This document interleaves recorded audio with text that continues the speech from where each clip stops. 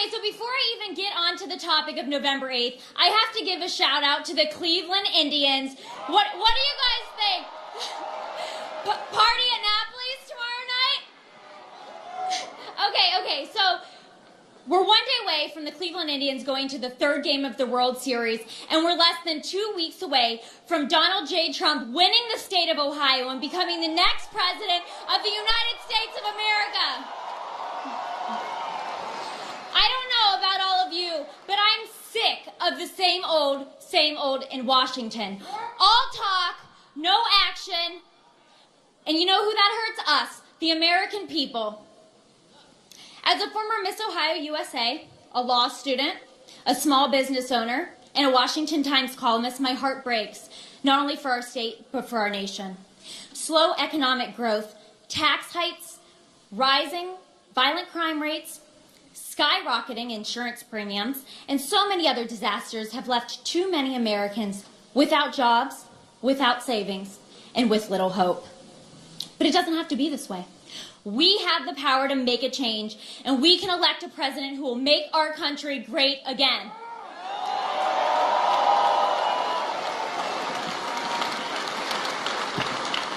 You know, the reality is we simply can't afford 4 or 8 more years of the same failed policies that have hurt us, our families, our neighbors, and our communities for the past 8 years. You know, do you remember when President Obama told us if we liked our health insurance plans, we could keep them? If we liked our doctors, we could keep them. Do you remember when President Obama said our country would take action if Syria crossed the red line, correct? Most importantly, does anybody in here remember President Obama keeping any of these promises he made to us? You know, our country is now faced with over $19.7 trillion national debt. And I want to put this in perspective for you tonight. So let's say there's a baby born right now. For him to be able to pay off our national debt without a dollar being added, which, by the way, much more has been added since I started this sentence, he would have to save over $612 million every day, starting today, for the rest of his life until he turns 80 years old. This is insane. And no doubt in my mind that Hillary Clinton would provide us with more of the same. She would continue and expand upon these failed policies that have made this economic disaster possible and that have burdened hardworking Americans like you and I. We need someone who's going to make America great. And Donald Trump's economic policies will decrease regulations, and they will replace job-killing bureaucrats with experts who know how to get the job done and create the jobs that we need in America, and especially right here in Ohio.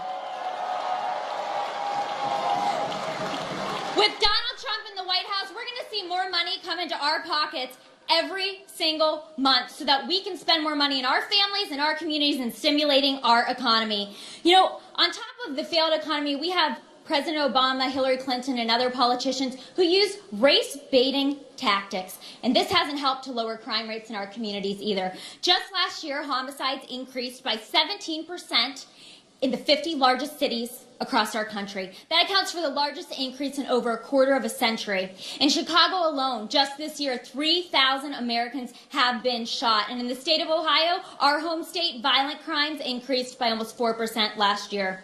As the law and order candidate in this presidential race, Donald Trump will exhibit strength in the Oval Office, and he'll work to restore the safety for American families, not just here, but also abroad, for our military. It's time that we have a president who supports our troops.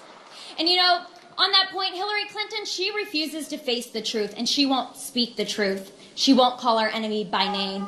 But Donald Trump is not afraid. Radical Islamic terrorism has taken the lives of way too many Americans. And don't even get me started on our 4 brave men in Benghazi who lost their lives after repeatedly requesting increases in security that were denied by Hillary Clinton's State Department.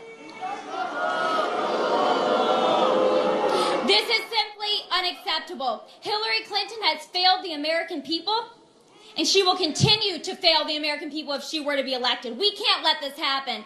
A slow growth, low jobs, high crime, weak future is not something we're first to live with. And you know what? We're not going to live with it because we have the opportunity to bring jobs back to America, to make our communities safe again, and to protect this great nation by electing Donald J. Trump as the next president of the United States.